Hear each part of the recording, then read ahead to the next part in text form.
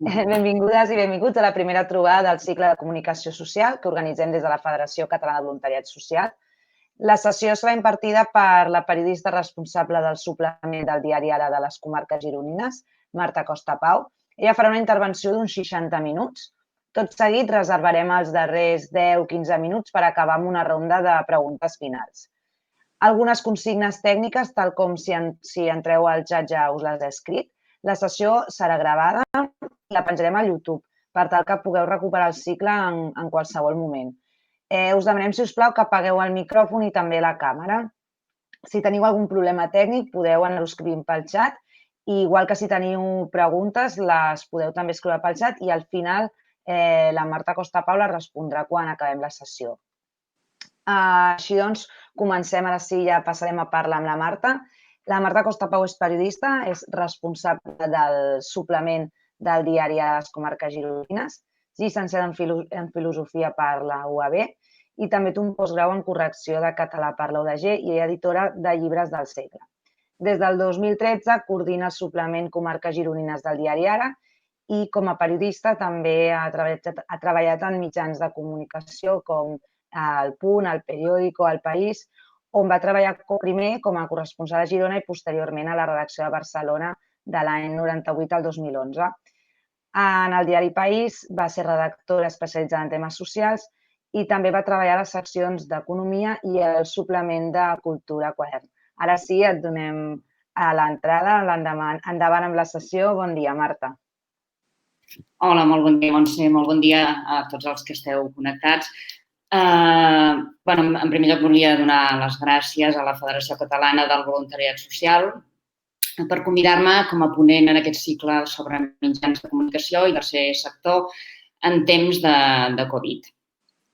Dedicaré una primera part a parlar de com els mitjans de comunicació han viscut aquesta situació insòlita generada per la pandèmia de la Covid. Abans de tot, voldria destacar la importància dels mitjans de comunicació davant la pandèmia.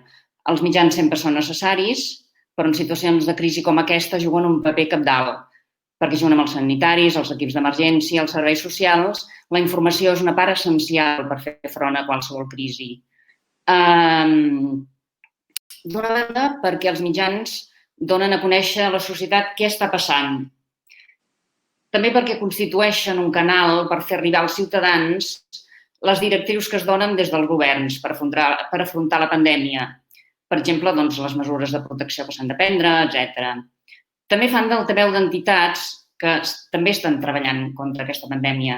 Parlem dels sanitaris, les entitats socials com les vostres i, sobretot, són essencials perquè els mitjans serveixen per contrarrestar la mentida i silenci, és a dir, per treure a la llum tot allò que es vol amagar en relació a la pandèmia o allò que no s'acaba d'explicar del tot. Com tots els àmbits de la societat, els mitjans s'han trobat davant d'una situació nova, absolutament inèdita, a la qual s'han hagut d'adaptar molt ràpidament. El confinament va obligar de sobte a tancar totes les redaccions i, per tant, a fer un diari o a fer un informatiu de ràdio o de televisió amb tots els redactors a casa seva. Elaborar aquests informatius d'una manera que mai s'havia fet. Era un repte complicat que, a més, es va haver de posar en pràctica d'un dia per l'altre i que ha resultat molt més fàcil per a aquells mitjans que ja estaven més avesats, més avançats en l'ús de les noves tecnologies, com és el cas del diari Ara. Jo ara us posaré un vídeo que va elaborar el diari Ara que explica molt bé com, a contrarrellotge, d'un dia per l'altre, el diari es va d'organitzar perquè es pogués fer el diari sense que el lector notés res, no? Perquè, clar, tot era molt diferent. La gent no estava a la redacció, s'havia de coordinar tot telemàticament. Mireu aquest vídeo i veureu d'aquest sobreesforç que va haver de fer el diari.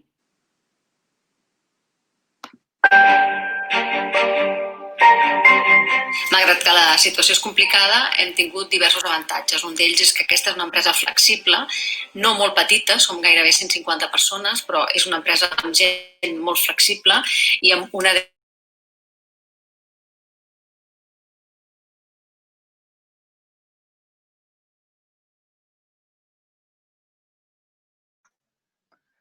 No se sent bé, ara.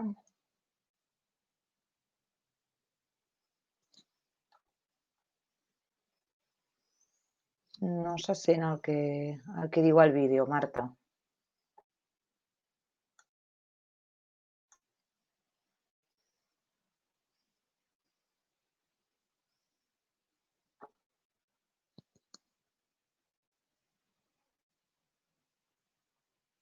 Estem veient les imatges, però hi ha algun tipus de problema perquè el vídeo no se sent. No sé si... Suposo que ha de tenir veu.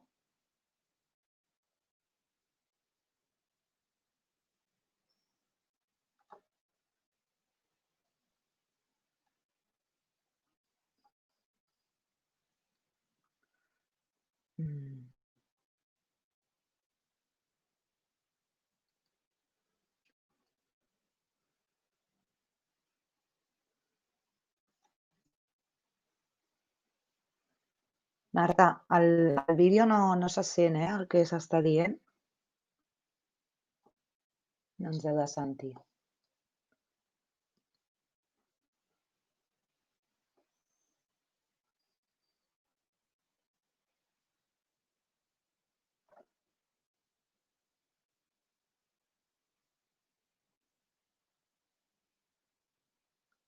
No se sent.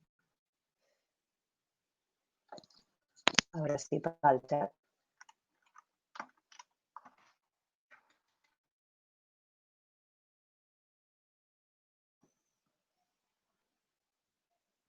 No ens heu de sentir, la Marta.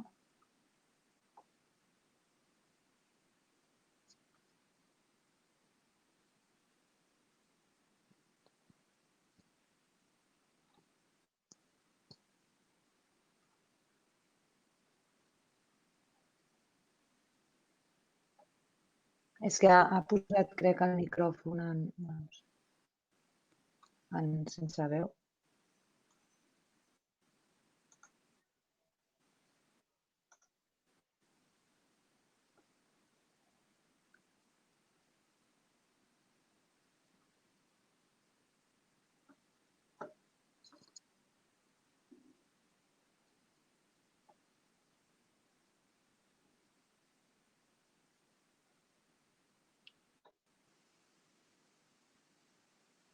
Quina llàstima, perquè no sentim el que...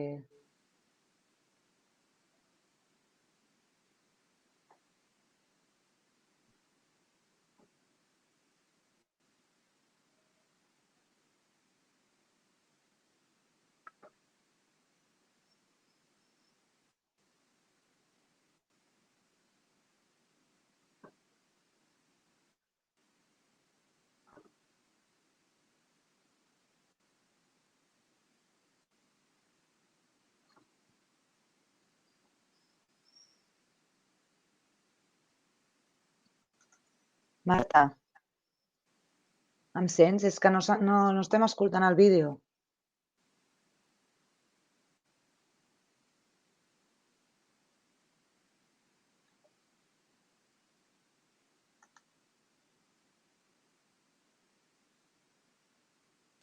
El sentiu? No, és que no el sentíem. No sé si és que tenies el micròfon, no ho sé, apagat, però hem sentit els primers 30 segons i no el sentíem.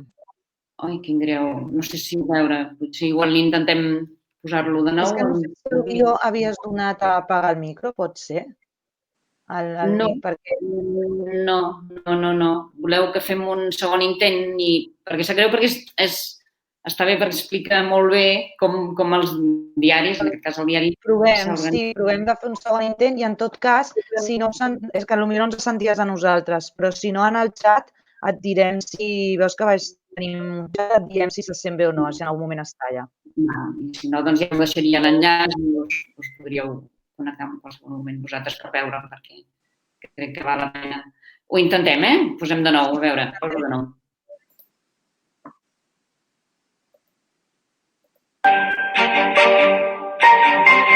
Malgrat que la situació és complicada, hem tingut diversos avantatges. Un d'ells és que aquesta és una empresa flexible, no molt petita, som gairebé 150 persones, però és una empresa amb gent molt flexible i amb un ADN innovador.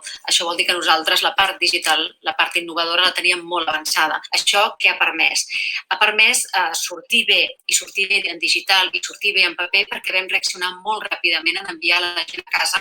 A nivell digital treballem d'una manera molt similar a com ho fem a la redacció, però ara hem canviat una mica la manera en què ens distribuïm les tasques, que normalment allà és en veu alta, i ara ho fem a través de desenes de xats, perquè la Home és un mosaic d'un centenar de notícies diàries que s'estan actualitzant constantment, bona part del dia, i per tant és molt important que la persona que en aquell moment està editant la portada principal sàpiga quan s'ha actualitzat un titular, quina informació podria trobar a l'anterior de cada notícia, i així, si hi ha un titular que s'hagi d'actualitzar, que nosaltres li diem recridar, doncs sapiguem. Vam reaccionar molt ràpidament en enviar la gent a casa i també en redibuixar el diari. És a dir, les seccions originals del diari van desaparèixer molt ràpid i en aquest moment tenim una secció gran que està dedicada al Covid-19 i aquesta secció bàsicament està feta per la secció de societat i per la secció d'economia. Una altra secció que és actualitat, amb les coses que no són Covid però que creiem que els nostres lectors han de conèixer, i una altra que és el Jo em quedo a casa, que és com sobreviure amb la família, amb l'angoixa, etc., aquests dies confinats. I el que sí que ens ha costat és coordinar-nos. Com ens coordinem? Doncs amb 1.000 xats, amb 1.000 pestanyes obertes en els ordinadors que de vegades ens col·lapsen, amb algunes reunions sectorials i amb algunes reunions dels subdirectors. Bona tarda. Hola, com va? Molt bé. Hola, bona tarda. Salut. Hola, Jordi. La portada? Vinga. Molt bé. Aquí, des de la redacció, l'única cosa que fem és coordinar el que en diem el llançat, que és totes les pàgines que apareixen aquí, en pantalla. Estic en contacte amb diferents grups de WhatsApp, amb les seccions i amb la gent de tancament per anar fent el repartiment. I a partir d'aquí es posa en marxa tota la maquinària, tothom des de sa casa sap el que ha de fer, sap quina peça té assignada, sap els espais que ha de demanar si és un col·laborador extern i es posa en marxa tot el procés. Que això s'acaba traduint en això que veieu aquí, que és el llançat del dia, on hi participen tant redactors com correctors, fotògrafs, infògrafs. Necessitem també la col·laboració de la gent de sistemes per assegurar que tot arriba a la rotativa, on finalment s'imprimirà el diari. La complicitat és bastant gran, no sé si n'heu sentit, no sé si se sent, que hi ha un sorollet aquí que va sonant, són els xats, parlem moltíssim per xat amb tots els integrants perquè, tot i que estiguem sols a casa, el report de Cristina Mas, que han anat a portar aquest tractament de l'Oriol Mitjà a residències que vulguin ser part de l'experiment, diguéssim, de l'assaig clínic, treballadors que estiguin en contacte amb el virus i tal, i això és un report que fa la Cristina Mas perquè només hi hem anat nosaltres amb Open Arms, val? Sí. El Bertral m'ha trucat dient que és molt xulo, que les fotos són fantàstiques, que s'han passat tot el matí. La feina dels fotoperiodistes i les fotoperiodistes del diari Ara transcorre 50% des del confinament de les cases, 50% en la cobertura sobre el terreny de les notícies. Jo, en el meu cas, habitualment em dedico a l'edició gràfica, tot i que avui he hagut de sortir de casa i desplaçar-me a un municipi que no és el meu per fer una cobertura. Per fer-ho disposo d'aquest document que m'acredita com a servei essencial. L'equip d'atenció primària de Martorell, Sònia Miravet. Doctora Miravet, bon dia. Doctora, bon dia. Bon dia. Senyor Comella, bon dia. Bon dia. El procés d'elaboració dels vídeos, aquests dies de confinament, comença a 6:45 del matí en aquest despatx i davant aquest ordinador. Aquí he escrit les claus del dia en un document de Google Drive que simultàniament estan veient altres operadors i operadores de la secció d'Ara Vídeos i que, per tant, van veient quins talls de veu o quines imatges de vídeo demano per il·lustrar les claus que penjarem a 8:45 del matí. I em preparo i connecto el micròfon, que és l'única reminiscència que em queda dels aparells professionals dels quals disposem en el plató de la redacció a l'Ara. He rebut ja en el meu correu electrònic el text que acabo d'escriure, poso en marxa la gravació i dic allò de... Bon dia des de l'Ara, dijous 2 d'abril de 2020. boi tancats a casa, mirem al cel. Encara ha de continuar plovent avui, Miquel Bernis? Comencen a esqueixar-se els núvols, comença a desfer-se la nuvolositat i esperem que aquests pròxims dies torni a aparèixer. Llegim el diari en contacte constant amb els nostres.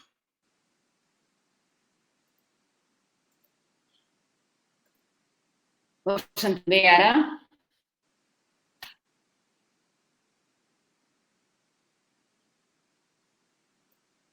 Ho heu sentit bé ara? Sí, perdona. Sí, és que se m'havia a mi ara bloquejat l'ordinador, però sí, jo ho he sentit perfecte fins ara que l'has tallat el vídeo. Era perquè és una mica llarg, però penso que és important perquè si us havíeu fet vosaltres una mica la idea de com es feia un diari en aquest temps de confinament. Jo penso que és molt il·lustratiu. I és molt il·lustratiu també del sobreesforç que tots els mitjans, no només diaris, sinó ràdios i televisions, han hagut de fer perquè sortissin les notícies, amb tots els professionals a casa, no només els periodistes, sinó altres professionals que també són necessaris perquè s'elabori un informatiu, com poden ser els correctors, els dissenyadors, els fotògrafs, etc. Aquest entrebanc, que no és poc, no ha estat l'únic que els mitjans de comunicació han hagut d'afrontar durant la pandèmia. També s'ha hagut de treballar amb menys personal. Penseu que la publicitat ha caigut en picat, les empreses que o han fet fallida o s'han quedat amb un mínim de producció. Per tant, ja no... Pensem, per exemple, amb les empreses d'automòbils, que sempre es proven molts anuncis, aquests anuncis s'han quedat a zero. Activitats, que ara se'n fan moltíssimes, de cares a la primavera, totes es van haver d'anul·lar o ajornar. Per tant, què es trobaven? El periodisme, els diaris es trobaven, o ràdios i televisions, que no hi entrava gens de publicitat, que és un dels seus pilars fonamentals de la seva subsistència. Això què va obligar a fer? Ajustar plantilles. La Vanguardia, el Periódico o el Diari de Girona, per esmentar un mitjà de casa nostra, de les comarques gironines, han hagut d'aplicar ERTOs. Els periodistes, a més, han tingut dificultats a l'hora de fer la seva feina, de treballar la informació in situ, de trepitjar el carrer. Posem per cas per entrar en un hospital, per entrar en una presó, que normalment no tens cap problema. En aquests casos sí que n'han tingut.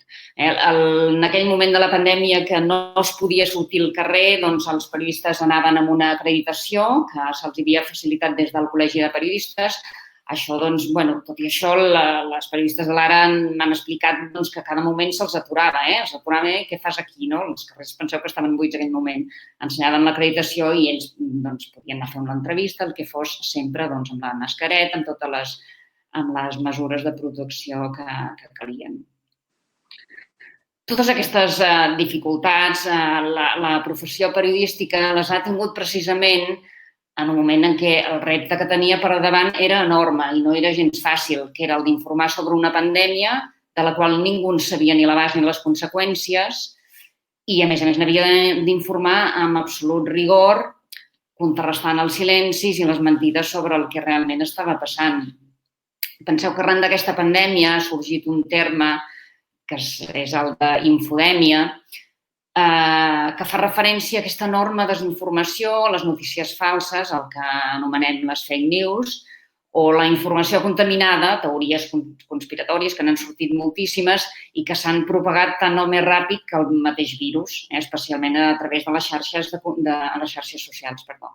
Penseu que aquestes xarxes socials, en els moments de gran tensió social, de nerviosisme, d'angoixa, són un terreny abonat pel sorgiment d'aquestes mentides interessades o teories conspiratives de tota mena.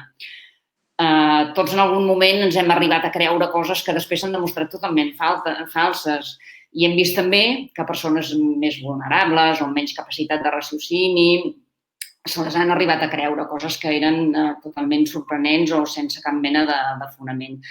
Davant de tot això, què més important que els mitjans de comunicació, que són, en principi, la garantia del dret a la informació. Passat aquest punt, centraré ara a explicar com el nostre mitjà, el diari Ara, ha informat sobre la pandèmia. A nivell de comarques gironines, sabeu que el diari Ara compta amb el suplement territorial, que és aquest suplement que surt cada dijous.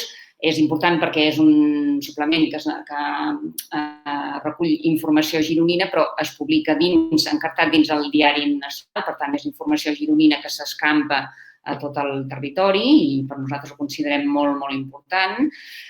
I, a més d'aquest suplement, compta amb la corresponsal de les comarques gironines, la Maria Garcia, que escriu sobre el territori gironí a l'edició general, sense el marge del suplement. Per tant, no ha de ser dijous, sinó que pot ser dilluns, dimarts, dimecres, el dia que sigui.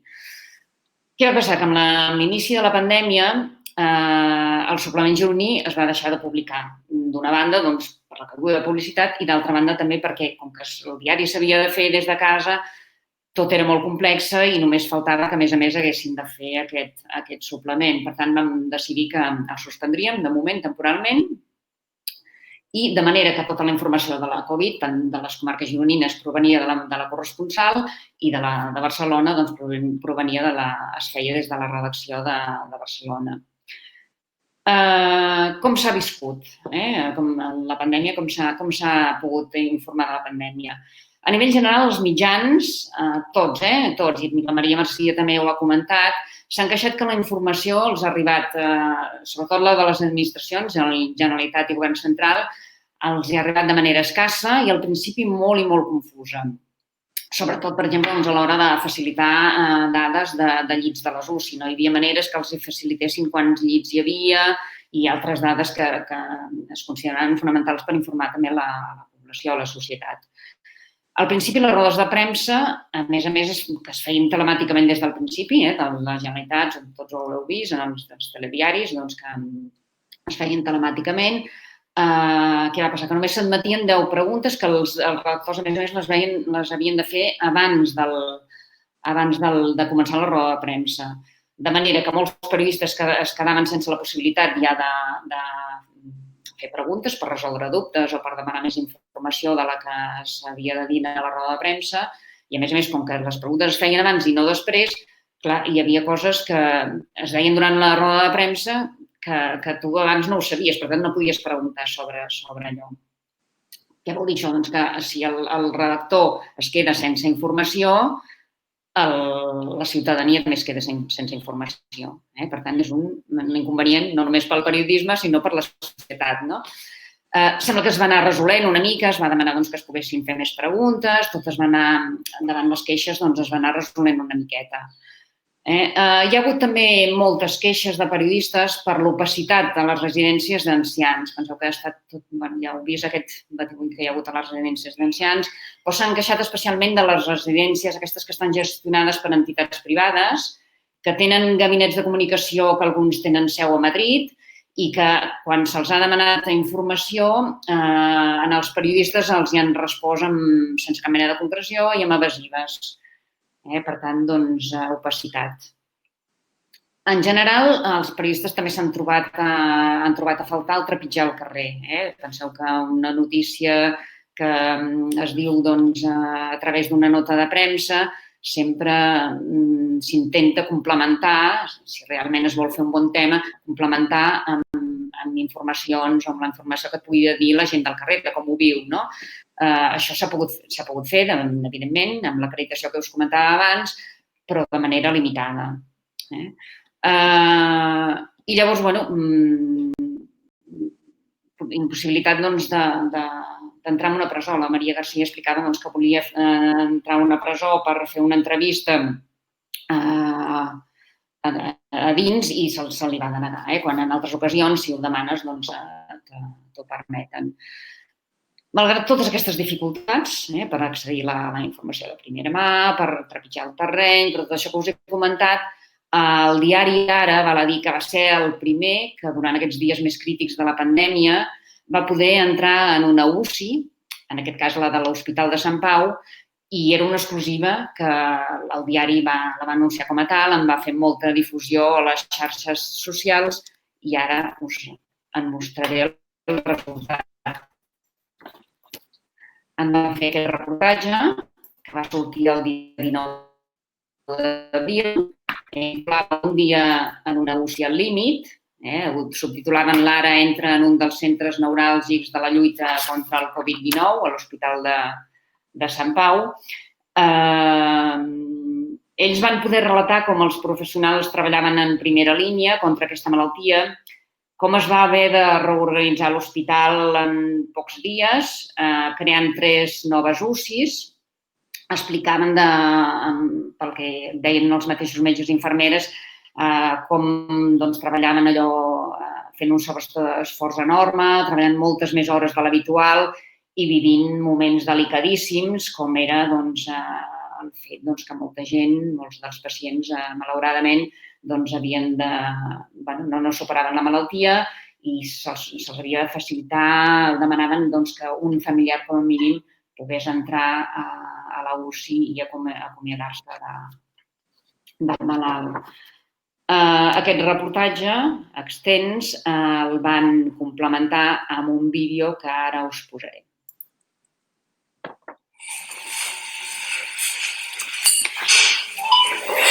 Ya que estoy, ya lo pongo todo. Espera.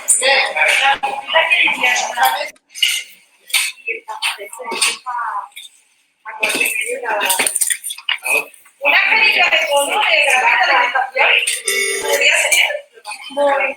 Escolta, Paula, en el...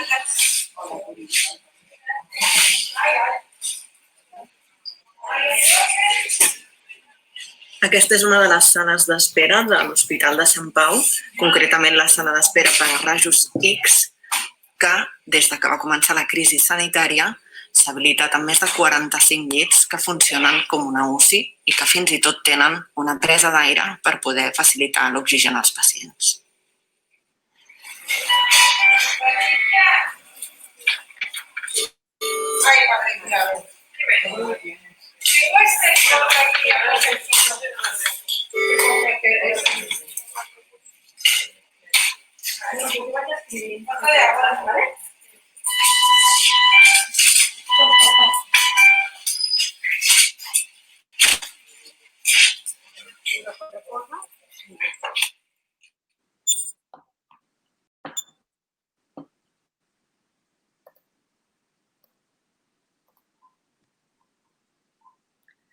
Fins aquell moment, cap mitjà de comunicació havia pogut explicar de primera mà, a Senti, en persona, com es vivien aquests moments tan delicats, una voràgina que es vivia en les UCIs. Us parlaré ara de quina és la relació del diari amb les entitats del tercer sector, habitualment i també durant aquesta pandèmia. El diari Ara, com també jo, com a responsable del suplement Comarques Gironines, penso que ha demostrat que tenim una gran sensibilitat pels temes socials, per fer arribar al lector la feina que es fa des de les entitats sense ànim de lucre. I amb aquesta pandèmia crec que s'ha demostrat una vegada més. El diari ha publicat nombrosos reportatges que conviden el lector a posar-se en la pell dels que més pateixen, a donar el valor a la solidaritat, al voluntariat i a la feina que es fa per donar un cop de mà a les persones més vulnerables de la societat. Us passaré ara alguns d'aquests temes que han sortit al llarg d'aquestes setmanes, d'aquests mesos, relacionats amb el tercer sector.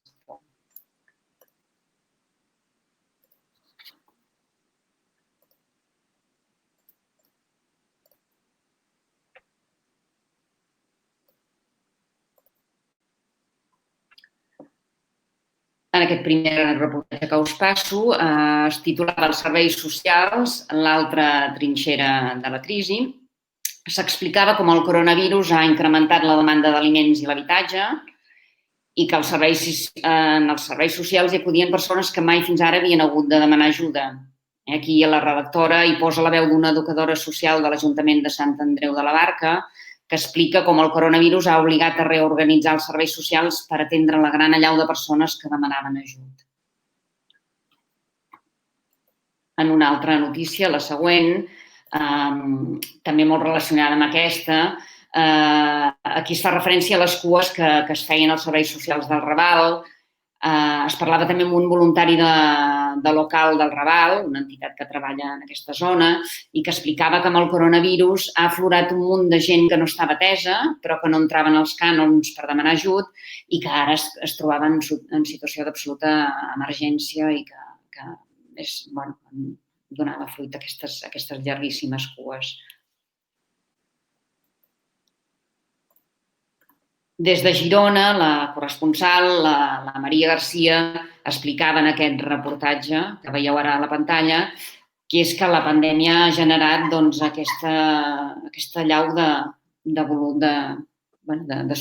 solidaritat, de voluntariat. Deia que des del primer moment en què es va decretar l'estat d'alarma han aflorat un munt d'iniciatives de solidaritat, per exemple, veïns que s'organitzen per atendre persones grans o famílies amb infants del mateix municipi.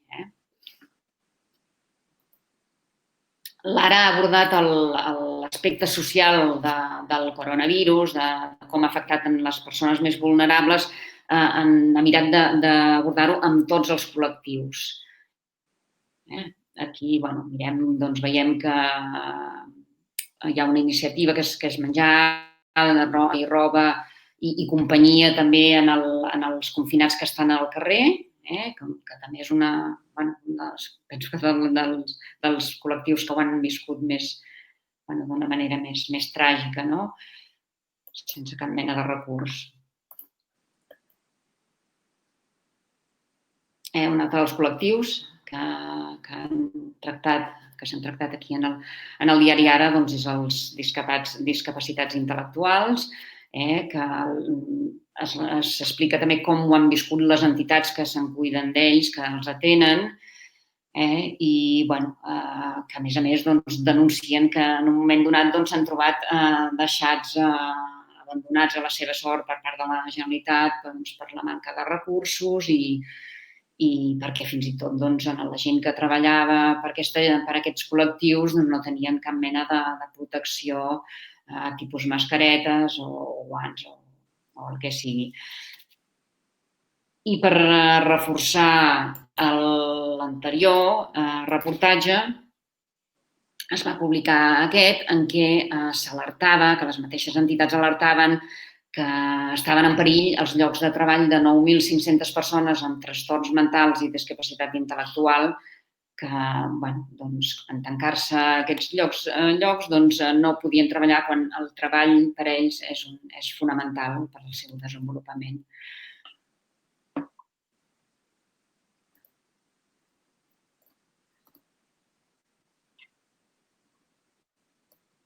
Bé, és una mostra del que ha anat publicant l'Ara durant tot aquest temps. N'hi ha hagut moltíssims. Cada dia es dedicava com a mínim una de les notícies de la Covid. Ja ha dit abans, heu vist que la directora de l'Ara explicava que es va fer tot un apartat dedicat només a Covid, en el diari, i dins d'aquest apartat dedicat a la Covid sempre hi havia com a mínim una informació relacionada amb el tercer sector. Quina ha estat la relació de la periodista de l'Ara a les comarques gironines i també la de la redacció de Barcelona, la Natàlia Vila, que se'n cuida també d'aquests temes, amb les entitats sense ànim de lucre. Penso que la seva experiència us pot servir per reflexionar una miqueta com podeu millorar la relació amb els mitjans i com podeu aconseguir que se us tingui més en compte, que es faci més visible la vostra feina. Tant la Maria com la Natàlia, com jo mateixa també, la meva feina al suplement Comarques Gironines o en els mitjans que he treballat també tractant aquests temes socials com El País, sempre mantenim una relació fluida i més o menys constant amb els mitjans, amb les entitats del tercer sector, ja sigui a través de persones que hi col·laboren directament, és a dir, a través dels voluntaris o a través de professionals de la comunicació o de premsa d'aquestes entitats, que ens van passant les notes de premsa o que hi anem parlant per telèfon, a veure què teniu de nou i tot plegat. Durant la pandèmia s'ha mantingut aquesta relació, s'ha mantingut molt estreta, però hem trobat a faltar una cosa. Jo penso que és que s'han trobat tan desbordades per l'increment de la demanda que en alguns casos potser s'han oblidat així una mica entre cometes, dels mitjans de comunicació, d'explicar el que passaven en els mitjans de comunicació, com és el cas potser de Creu Roja o Càritas, d'aquestes entitats que realment s'han vist molt i molt desbordades. Els periodistes amb qui jo he parlat també han coincidit a dir que caldria que aquestes entitats, les entitats del tercer sector, de voluntariat, fossin més proactives. Que si jo m'oblido com a periodista de trucar-los, doncs que ells ens truquin quan creuen que cal explicar, per exemple, que han notat un canvi de perfil en els usuaris o, per exemple, de si l'església de Santa Anna estan arribant moltíssima gent jove que demanen ajut. Que és quan veieu, quan percebeu que realment està passant alguna cosa que pot ser notícia i que els mitjans de comunicació els hi pot interessar. També a partir de les consideracions de la Maria i de la Natàlia, i que també són meves, jo us donaria aquesta sèrie de consells. Primer de tot aquest, el de ser més proactius, que nosaltres sí que us truquem quan necessitem la vostra veu, nosaltres estem fent un tema sobre pobresa, en pobresa, per exemple, doncs ja us truquem i diem a veure què passa. Hi ha més pobres, hi ha més pobres joves, hi ha més infants que també estan patint aquesta pobresa, està canviant el perfil dels pobres, coses d'aquestes, ja us la demanem, ja us truquem quan us necessitem, no? Però a vegades també, i a vegades sou vosaltres també, que ens truqueu perquè, això que deia, perquè noteu algun canvi o perquè teniu un informe que ens voleu donar a conèixer i tot plegat, però sobretot en aquests casos en què potser igual per la voràgine de feina en què esteu immersos, no us oblideu de trucar-nos, tingueu-nos molt en compte. Un altre dels aspectes que heu de tenir molt i molt clar, que jo crec que la majoria ja ho teniu, però insisteixo perquè és molt important, que és que de cada mitjà de comunicació tingueu identificat el periodista que se'n cuida d'aquests temes, que és el que li heu de vendre, entre cometes, la notícia. A qui us heu d'adreçar quan tingueu algun tema. Perquè a vegades això s'envien notes de premsa al correu general i un per l'altre es queda sense que ningú el llegeixi o li en faci cas. Un altre consell. El periodista valorarà molt més una exclusiva que no una nota de premsa que s'envia a tots els mitjans de comunicació i que tothom publicarà.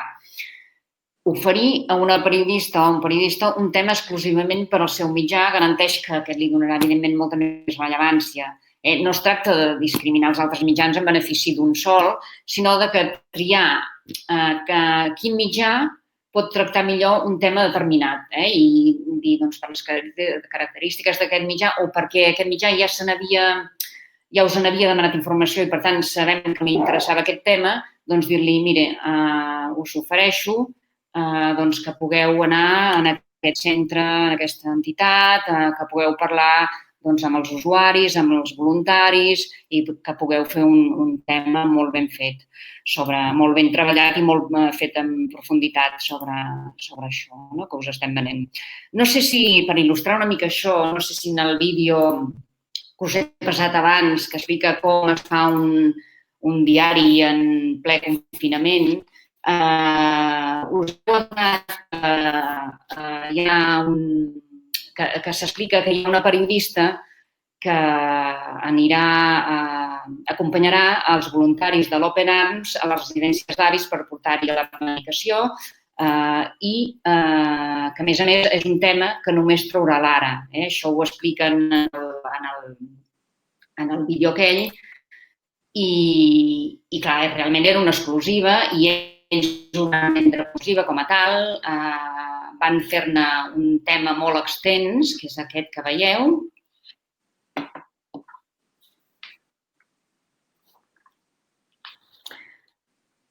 I aquí se diu això, un equip de l'Ara va acompanyar els voluntaris de l'Open Arms a les residències d'avis per portar-hi un medicament que l'equip d'Oriol Mitjà assajava per limitar els contagis de Covid-19. L'Ara, fotògraf i la redactora van poder entrar en aquestes residències i van veure de primera mà com s'administraven als pacients el medicament i una miqueta quin era el que explicaven els residents i tot plegat com es vivia. Aquest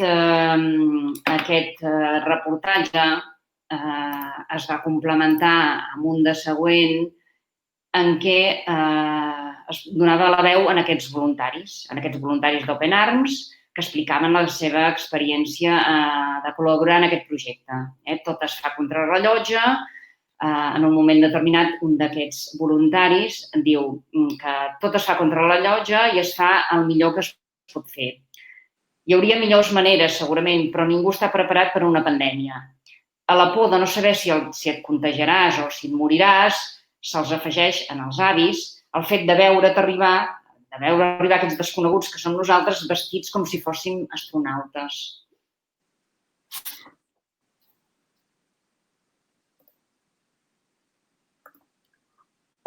És un exemple de que quan un diari té una exclusiva, en aquest cas Open Arms els va oferir la possibilitat de que anessin amb ells a veure com estaven realitzant aquest projecte, doncs el diari l'explica molt bé, el ven molt bé i li dona molta més rellevància. Per tant, una recomanació que us dono és aquesta, que vengueu exclusives als mitjans.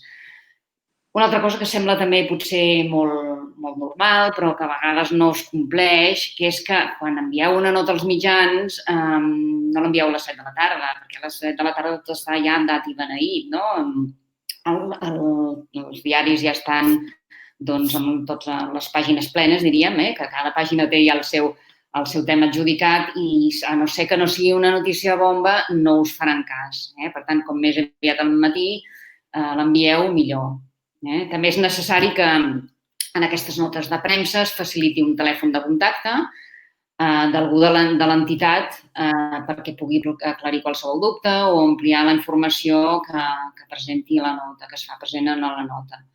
Tot el que sigui facilitar la feina s'agraeix moltíssim. I ja per acabar, facilitar testimonis. Penseu que una informació periodística guanya moltíssim quan incorpora la veu dels testimonis, especialment, molt especialment en temes socials. Us haureu fixat que tots els temes que us he passat abans, de temes socials que ha tractat el diari Ara, tots han incorporat veus de voluntaris, de gent que rep l'ajut o de gent que es queixa, com en el cas dels discapacitats, de familiars també, que expliquen què els hi passa. És molt diferent dir això, els discapacitats es queixen tal, que un ho expliqui amb la seva pròpia veu i què li passa, què pateix, què necessita. Doncs cal, molt important, que les vostres entitats donin totes les facilitats perquè els periodistes puguin obtenir aquests testimonis d'aquestes persones a les quals presteu atenció o també dels propis voluntaris que expliquin com estan fent la seva feina. Jo dono per acabada la meva intervenció. Estic oberta a totes les coses que voleu, les reflexions que voleu aportar o si hi ha alguna pregunta, doncs endavant. Moltes gràcies, Marta, per la intervenció, que ha sigut molt interessant. Recordem així una mica, en plan, tot el que has parlat en resum, la reacció, trobo molt interessant la reacció tan ràpida que va tenir el diari Ara, com veu fer una secció especial, com veu treballar ràpidament des de casa per informar sobre la pandèmia, les dificultats que has parlat, d'aquesta informació que trobeu des de les administracions escassa, confusa, les rodes de premsa a l'inici, que només es podien fer 10 preguntes, aquesta opacitat de la informació de les residències que estaven gestionades per entitats privades i la falta que trobàveu de trepitjar el carrer, que tot i així vau ser els primers que veu entrar en una UCI. També m'ha semblat molt interessant els diferents exemples que has posat. Jo crec que ens serviran també a les entitats per veure com podem abordar segons quines informacions, diguem, per vendre-ho als mitjans. I també em quedo molt amb aquests consells que has donat. El tema, per una part, jo crec que a nosaltres també ens passa que treballem molt i no se'ns veu, i és perquè potser també ens oblidem a vegades de ser més proactives, de que fem alguna cosa i pensem que ho publiquem a la nostra web o a les xarxes i ja està. I a vegades el que deies, una trucada, saber quins periodistes hi ha darrere realment, perquè si ho enviem potser a societat@el diari, doncs potser ens queda una mica curt. I també el tema, els testimonis, la importància tant de posar potser usuaris, voluntaris, i l'hora que enviem les coses. També ens passa que anem tan atrafegats que diem, doncs ho enviem i ja està, i potser són les 7 de la tarda i per nosaltres ja ho hem enviat, però potser val la pena adonar-nos de que enviar-ho abans o potser el dia següent a primera hora més efectiu. Hem vist que n'hi ha alguna pregunta. També comentar-vos a les persones que esteu assistents que teniu preguntes, però si el que teniu és algun tipus de reflexió, alguna experiència que vulgueu compartir, també estem oberts a escoltar-nos i a sentir-nos, que tot i que sí, telemàticament us convidem a intervenir. Tenim la Laia que ens diu, quan ens adrecem, gràcies Laia per la pregunta, quan ens adrecem a mitjans de comunicació, en el cas que no coneguem la persona concreta o a la que ens dirigim, quina és la secció a la que ens recomanes que ens dirigim? Societat. Amb quina antelació recomanes enviar la informació per convocar periodistes a un acte o per enviar una informació amb temporalitat concreta? A veure, si no se sap qui és la persona, és evidentment societat. I a societat, clar, la persona que us agafi el telèfon és dir-li es tracta d'aquest tema, és per explicar-li i passeu-me a la persona que calgui. Normalment ja es passa, o a vegades si el mateix redactor de societat potser és el cap de societat, ell ja agafarà la informació, ja us dirà a qui l'heu d'enviar, el mail, i a qui heu de trucar directament. Però, bàsicament, societat.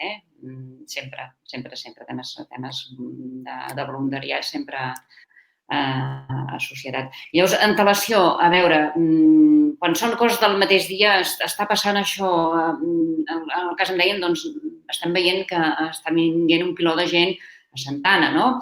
Per tant, és una informació que ha de sortir el mateix dia. No té sentit que els mitjans la treguin l'endemà, perquè ja vindrà un altre mitjà i l'haurà tret en exclusiva quan jo penso que és un tema que interessa a tothom, no? Doncs dir-ho ja de seguida, trucar de seguida a tots els mitjans, en aquest cas no cal nota de premsa, o igual sí, però això potser us és més complicat, és fer una trucada i si identifiqueu la persona, ei Marta, veniu aquí perquè veniu a més amb un fotògraf perquè aquí s'està passant això i jo crec que us pot interessar.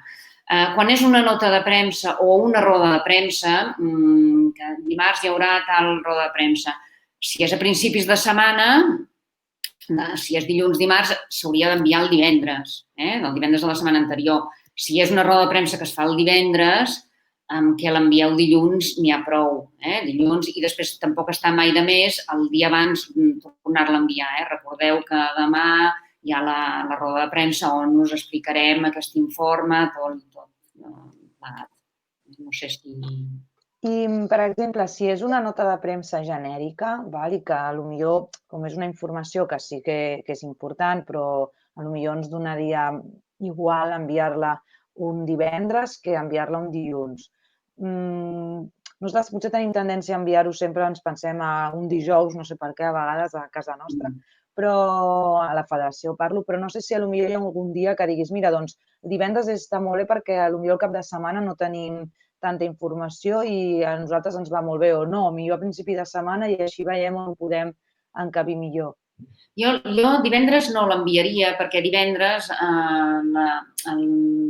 s'està treballant molt pel cap de setmana, però ja s'hi està treballant durant la setmana. Durant la setmana s'està treballant perquè el cap de setmana que hi ha menys gent a la redacció, doncs ja ho tinguin gairebé tot fet.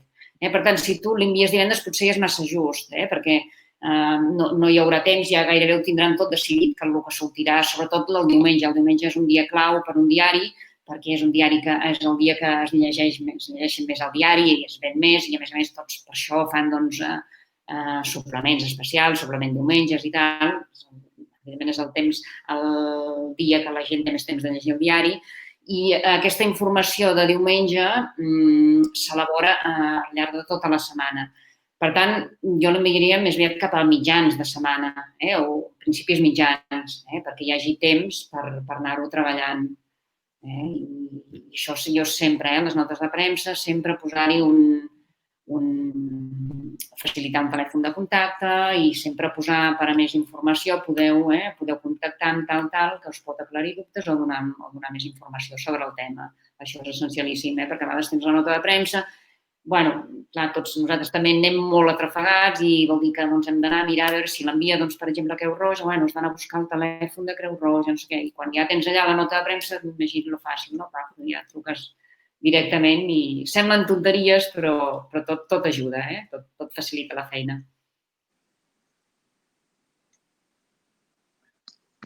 Moltes gràcies. No sé si hi ha alguna persona més que vulgui fer alguna consulta, el que dèiem, comentar alguna experiència que hàgiu enviat potser alguna nota de premsa durant aquests dies de confinament i del Covid i quin ha estat el resultat que vau tenir. Nosaltres, per exemple, des de la Federació vam enviar una nota de premsa perquè vam enviar a les entitats un qüestionari per veure com havia estat, com havien reaccionat les entitats davant de la Covid-19 i amb els resultats sí que ho vam enviar. Mira, tenim una altra pregunta. Diu, com a reflexió, la Laia diu, m'agradaria comentar que considero que tenim una problemàtica al tercer sector, que és que l'aparició als mitjans acostuma a donar-se de manera negativa sobre problemàtiques concretes o males praxis. Com abordem les notícies en positiu? Quins elements noticiables creus que poden ser interessants a l'hora de vendre aquestes notícies?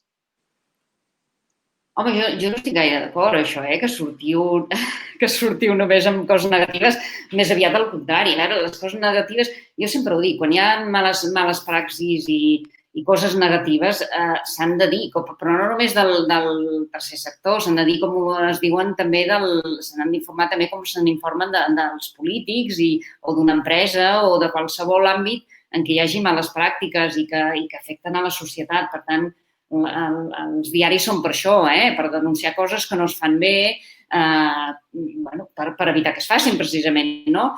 I negar-ho o no informar-ne és negatiu. Jo també sempre dic que si en alguna entitat es denuncia un cas de mala praxi, el que mai ha de fer l'entitat és tancar portes, és no voler-ne parlar, no despenjar el telèfon als periodistes quan els demanen què ha passat. Al contrari, com més obertura, com més expliqueu el que s'ha passat i el que ha passat i n'informeu i vosaltres mateixos ho denuncieu i digueu prendrem totes les mesures perquè no torni a passar, doncs això és el millor que es pot fer perquè si no s'acaba pagant una actitud com aquesta de tancar portes i d'amagar informació. Per tant, això ha de sortir, evidentment.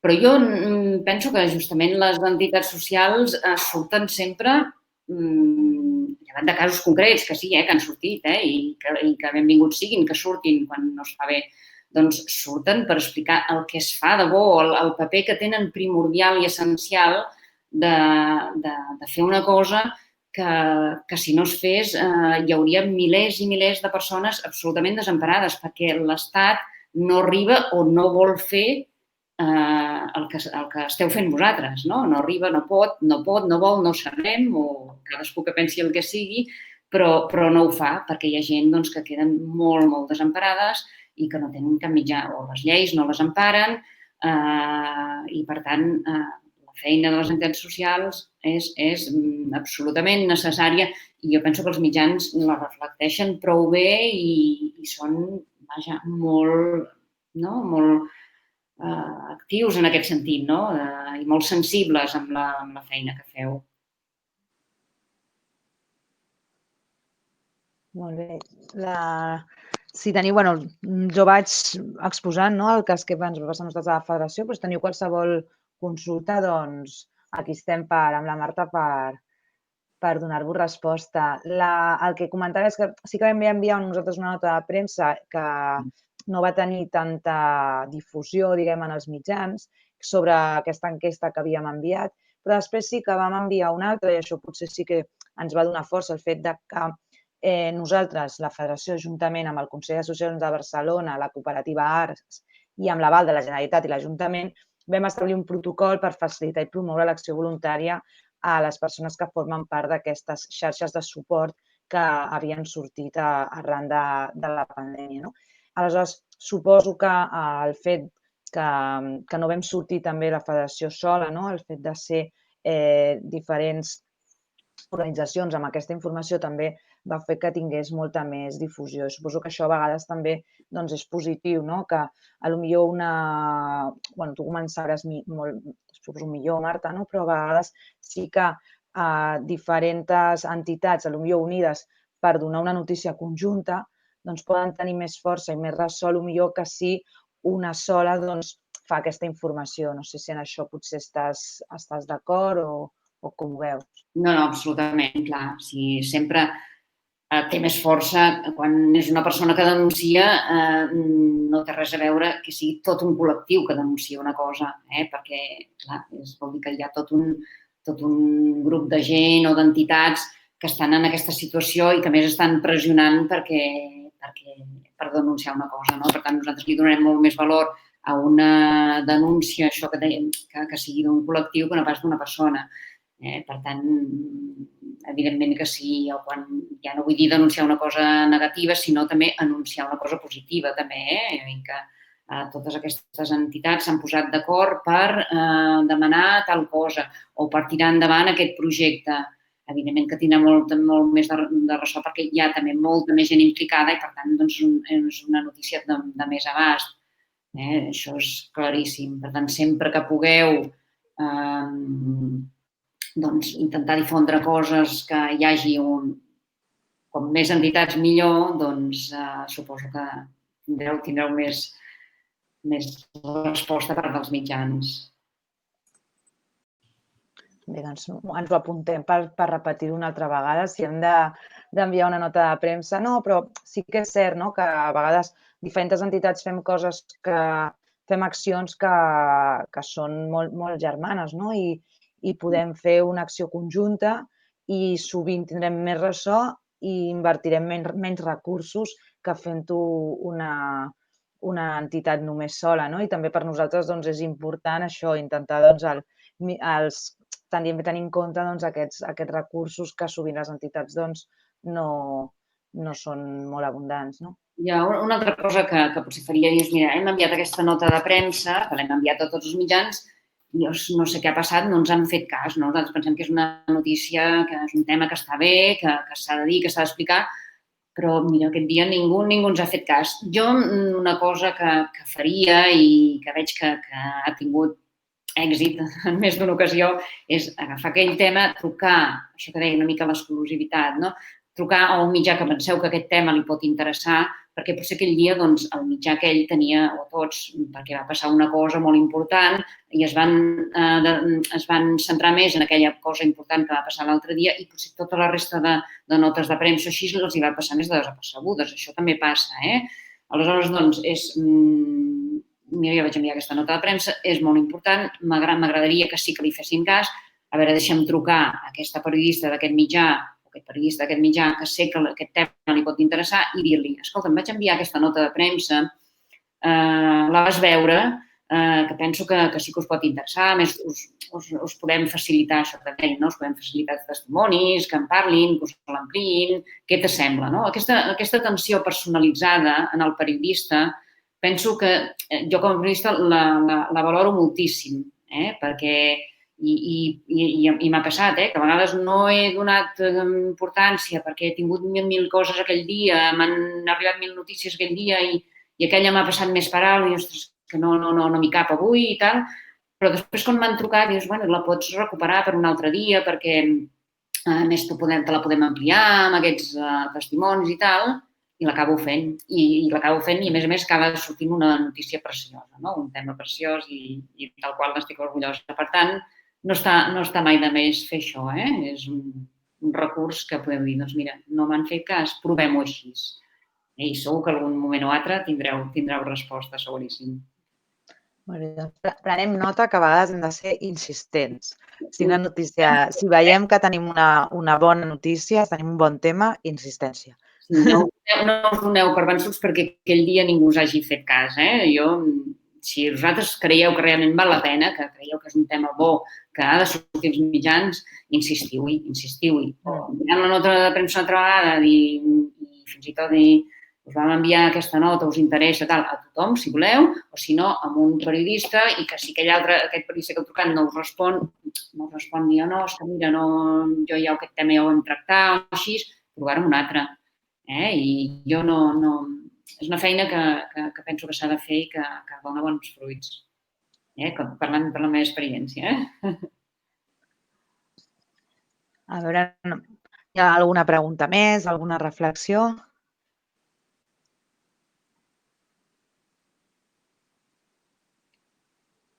Bé, doncs, si ningú més vol afegir res més, aleshores aniríem acomiadant-nos. Moltes gràcies, doncs, Marta, i gràcies a totes les persones que ens heu acompanyat avui en aquesta... És la primera trobada d'aquest cicle que hem començat. Nosaltres també, com a federació, estem adaptant i veiem com totes les eines que podem fer per ajudar les entitats en aquest temps de Covid-19 i creiem que una d'elles era ajudar-les en temes de comunicació. Pensem que per això aquest cicle pot ser interessant. L'hem començat avui, però n'hi haurà més trobades. En farem 5 durant tot el que queda d'any i la propera la celebrem el proper 2 de juliol amb el periodista, aquesta vegada ja passarem a la ràdio, de Tarragona Ràdio, Miguel González, que us podeu inscriure ja a partir d'aquesta setmana. Recordeu-vos també que us enviarem un enllaç amb la gravació d'avui i que podeu seguir les darreres novetats i confirmacions del cicle també a través de la nostra web i de les xarxes socials, que ara us apuntarem aquí baix també per si ens voleu seguir.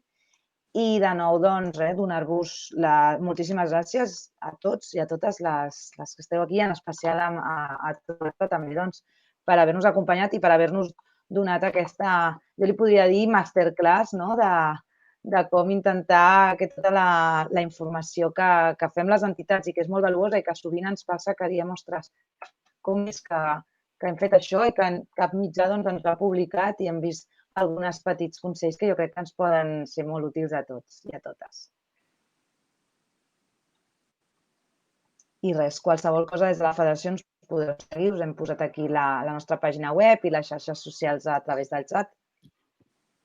Doncs moltes gràcies també per donar-me aquesta oportunitat per participar en aquesta sessió que considero que voldria que us hagués interessat i que, a més, us hagi servit perquè la vostra feina, que és essencial, sigui més visible.